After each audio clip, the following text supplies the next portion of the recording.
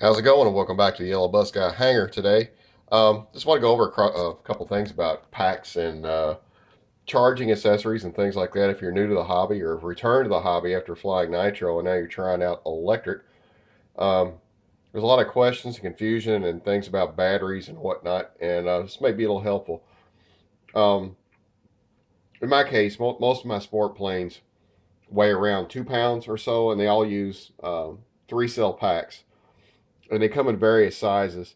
And this is an example of they're rated 11.4 or 11.1 volts each, and both of these will power the same airplane. But where the difference is, this is a 2700 milliamp pack, and this is a 1600 milliamp pack. So you get 1100 more milliamps in capacity. It's not a lot of difference in size or weight for that matter. Maybe an ounce or so, ounce and a half, but will give you a great deal more flight time, assuming your plane has the capacity to hold something this size and you can balance your plane properly with it. Most planes in that size, say like Cubs, Artisans, a Bixler, something like that, there's generally more than enough room where you can move the pack around and get your balance where you want it.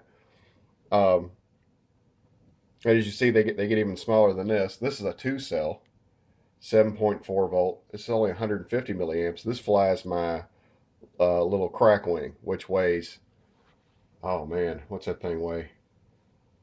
Well under a pound. I mean, the plane weighs nothing. And then here's the smallest I have. It's a 1 cell, 3.7 volts, 150 milliamps also, that flies this little champ, which weighs an ounce and a half. And you can get 8, 9, 10-minute flights because you fly around at a quarter throttle or so with this plane. It uses very little throttle. But you can see there's a huge array, and they go all the way up to 4 and 5 and 6 cell packs. And the next thing you'll see is the discharge rate. And this one is rated at 35, which would work well in something like a helicopter or a ducted fan or something like that. And so you can see the leads are real heavy. So this pack is designed to dump its power really quickly. I believe this one, yeah, this is a 25C. So it's not rated to dump its power so much. It's more like for sport applications or anything. This is overkill for anything that I've got. I got it for capacity because it's a huge fuel tank if you want to look at it that way. And let me see. This one is, I cannot read that small. Anyway, that's some of the differences. Generally speaking, the higher the discharge number, the higher the price. You can get a comparable 2700 milliamp pack with a lower discharge rate that's going to be less. I spent about 25 for this, 15 for this. These are about 9 a piece, and I have no idea. I've only have one of these. It came with the plane, and that's all I've got. But like in the case of this, the crack wing, I get 3.5 minute flights, so I've got 5 packs. That can get tedious if you charge only one at a time. So what you can do, they make chargers with multiple ports where you can charge up to, ones that I can remember seeing, 4 batteries at a time, and even the more advanced ones, you can charge 4 different packs, and you could charge like this 3 cell, this 2 cell, and a 4 cell all at once. But this one will do one type at a time. And what I can do is I plug all these. I can plug 8 of these packs into this, and then this plugs into the charger, and it'll charge them all at once, and it'll also return them to storage capacity all at once.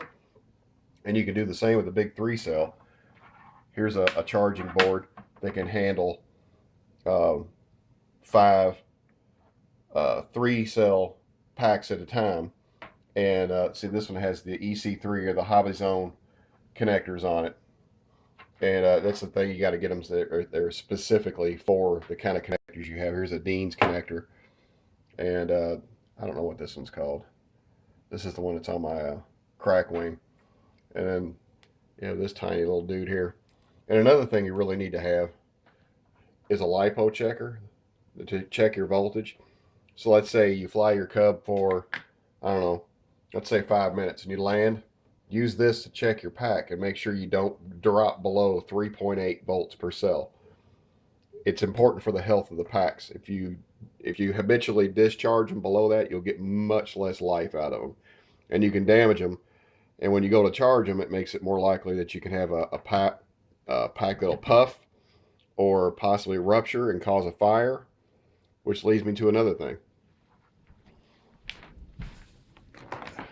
Think about some kind of secure storage. This is a charging bag, and I also use it to store batteries in. And it's lined with a fireproof material. And you slide your pack in there while you're charging it. So if anything goes wrong, it's not going to burn your house down. Everything will be contained in here. And the charger I'm using is this high-tech X1, and I can take it to the field and plug it into the car, or attach it to the battery of the car, or we have a solar-powered charging station at the field that I can hook this to, and this will charge any of these packs. And what you have to do is you have to get the appropriate charging in, and then you plug into the balance port, or you can use one of these multiple charging boards, and you see they have a charging cord also, and this plugs into your output. But anyway, this is extremely important here, and this will also help you keep an eye on your packs, make sure you don't have one cell that's going bad, but this will do it for you also. This will detect any problems you have and will stop charging. But anyway, read up and study about lipo handling. If you treat them right, don't discharge them, don't overcharge them. Don't leave them charged up and walk away for a week at a time or 2 weeks at a time. It damages them. When you're done flying, you need to return these to the charge, or the storage charge, which is 3.8 volts per cell. Doesn't matter how small. This thing, when it's discharged, should read 3.8. So, and that's I know the rate at 3.7, but if you discharge it all the way down to 3.7, you're liable to damage your pack. 3.8 is considered storage charge. But anyway, these are just some basic things you need. A good charger, preferably a computer one, because they keep a close eye on your packs and will eliminate any problems should it arise in the pack. It'll detect it and stop charging. You need a voltage checker. And for convenience, if you have multiple planes, multiple packs, some charging boards like this, and safety, keep your stuff. I need another one of these. I've got so many packs now, I need another bag to store them in. Or you can use a steel toolbox or an ammo can or something like that. It's something to contain the pack's energy should it blow, because they have a solvent in them, and the solvent is flammable. So you can imagine the result there if you have a rupture in a cell. Here, this one you can actually see each pack. So you got 3 flat packs arranged, and that's basically how they're all built. And this one has 3 cells, but they're just a lot thicker, higher capacity. Anyway, I hope you find this helpful. Thanks for coming around. Like, subscribe, and talk to you guys later.